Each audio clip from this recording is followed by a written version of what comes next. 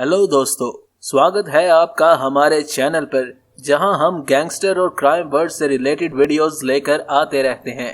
आज की इस वीडियो में हम एक और अमेरिकन गैंगस्टर और फेमस क्रिमिनल अल्फोंसो कैपोन की बात करेंगे। तो वीडियो शुरू करने से पहले चैनल को सब्सक्राइब करना ना भूलें। दोस्तों, अल कैपोन 17 जनवरी 1899 को न्यूयॉर्क में एक इटालियन घराने में पैदा हुआ जो अपने 9 बहन भाइयों में चौथे नंबर पर था। उसका बचपन काफी नॉर्मल था। उसका बाप एक बार्बर था और माँ एक नॉर्मल हाउसवाइफ थी जो इटली से माइग्रेट करके न्यूयॉर्क में सेटल होने की कोशिश में मसरूफ थे। 14 साल की उम्र में स्कूल के एक्सपेंसेस ना होने की वजह से अल कैपोन को स्कूल से निकाल दिया गया। अल कैपोन ने नौकरी ढूंढना शुरू कर दी ताकि अपने माँ बाप का साथ दे सके। नौकरी के साथ साथ उसने एक स्ट्रीट गैंग को भी ज्वाइन कर लिया जिसका नाम 5 पॉइंट्स जूनियर था। ये गैंग अपने दुश्मन गैंग से लड़ता और छोटी मोटी चोरियां भी किया करता था। इसी 5 पॉइंट्स गैंग की वजह से कैपोन फेमस होने लगा और न्यूयॉर्क के एक और क्रिमिनल फ्रैंकी याले तक पहुंच गया। 1917-18 में कैपोन फ्रैंकी याले की बार में एज ए वेटर काम करने लगा। उसने देखा कि कैसे अपनी दहशत और मारपीट से याले ने पूरी एम्पायर पर अपना कंट्रोल जमा रखा था। उसने वो सारे तरीके सीख लिए।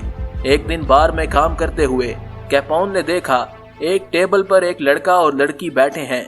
कैपोन सीधा उस टेबल पर बैठी लड़की के पास गया और उसके कान में कुछ कहा। कैपोन की ये हरकत उसके साथ बैठे लड़के को जरा भी पसंद न आई और उसने कैपोन के मुंह पर पंच दे मारा। कैपोन भी गुस्से में उससे मारपीट करने लगा। इसी लड़ाई में उस लड़के ने अपना चाकू निकाला और कैपोन की लेफ्ट गाल पर 3 बार वार किया जिससे उसकी गाल जख्मी हो गई।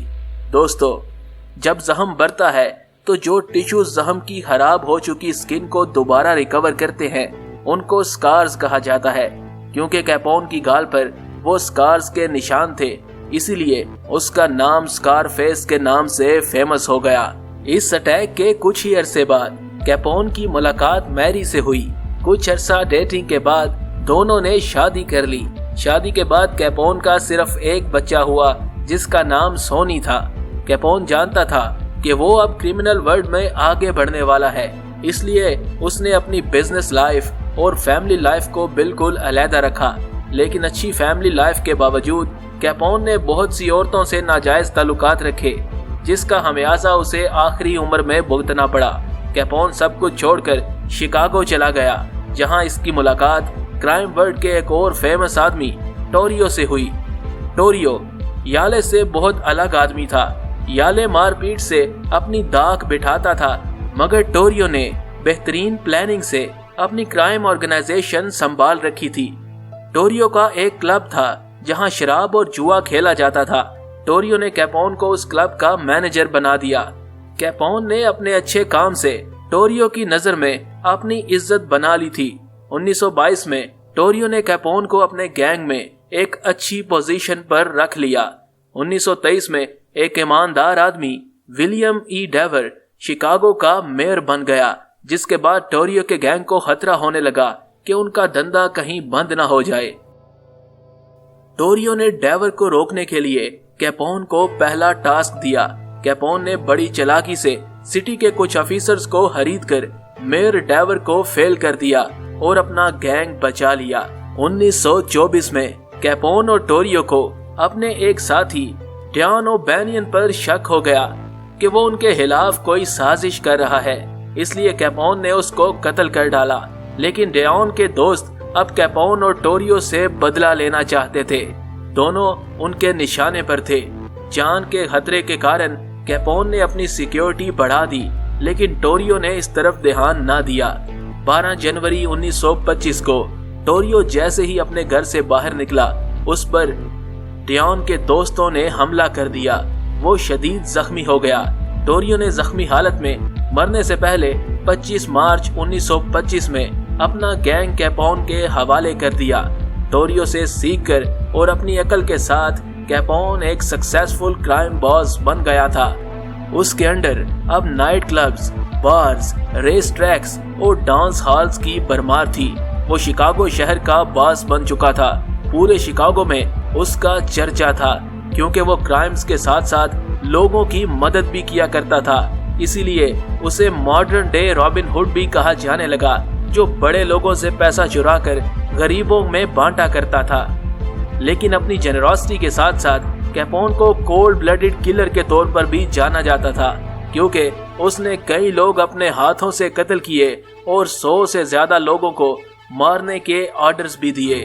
1929 में कैपोन को अपने गैंग के 3 आदमियों के बारे में इंफॉर्मेशन मिली कि वो उसे धोखा देने वाले थे। उसने तीनों को एक दावत पर बुलाया, तीनों को अच्छा खाना खिलाया, शराब पिलाई और इसके बाद तीनों को चेयर्स पर बैठाकर बांध दिया।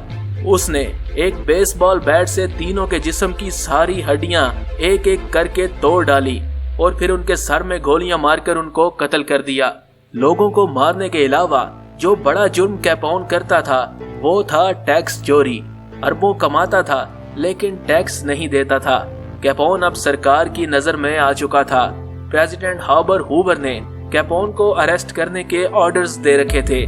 सरकार ने कैपोन को पकड़ने के लिए 2 पॉइंट प्लान बना रखा था। पहला पॉइंट ये था कि कैपोन के इलीगल बिजनेसेस को बंद किया जाए, जबकि दूसरा पॉइंट था कैपोन के खिलाफ टैक्स चोरी के सबूत इकट्ठे करना ताकि उसे सजा दिलवाई जा सके। 6 अक्टूबर 1931 को कैपोन पर केस चलने लगा। कैपोन पर टैक्स चोरी के 22 चार्जेस लगाए गए। कैपोन मुतमिन था कि वो किसी न किसी तरह जज को रिश्वत देकर सजा से बच ही जाएगा, मगर 17 अक्टूबर 1931 को जज ने कैपोन को 11 साल जेल के साथ साथ $50,000 का जुर्माना भी सजा के तौर पर सुना दिया, जिसकी कैपोन को उम्मीद नहीं थी। वो उस वक्त सिर्फ 32 साल का था। उसने जेल से निकलने की बहुत कोशिश की, मगर अमेरिका की सरकार उसको दूसरे क्रिमिनल्स के लिए एक नमूना बनाना चाहती थी। जेल में उसकी लाइफ मुश्किल होती गई और साथ ही साथ उसकी जवानी में की गई हरकतें उसके आड़े आ गईं। वो एक बीमारी साइफिल्स का शिकार हो गया। उसकी बीमारी बढ़ती गई। जेल में 4 साल गुजरने के बाद उसकी बीमारी जब ज्यादा बढ़ी तो उसे पेरोल पर छोड़ दिया गया। उसके बाद वो दोबारा जेल तो ना गया, पर बाकी की जिंदगी उसने बिस्तर पर ही गुजार दी। 19 जनवरी 1947 को एक ब्रेन स्ट्रोक के कारण उसकी हालत ज्यादा बिगड़ गई और 25 जनवरी 1947 को 48 साल की उम्र में कैपोन की मौत हो गई और इस तरह जुर्म की दास्तान खत्म हो गई। दोस्तों, उम्मीद है कि ये वीडियो आपको पसंद आई होगी। पसंद आने की सूरत में वीडियो को लाइक करें, चैनल को सब्सक्राइब करें और अपनी राय का इजहार कमेंट्स में जरूर करें। धन्यवाद।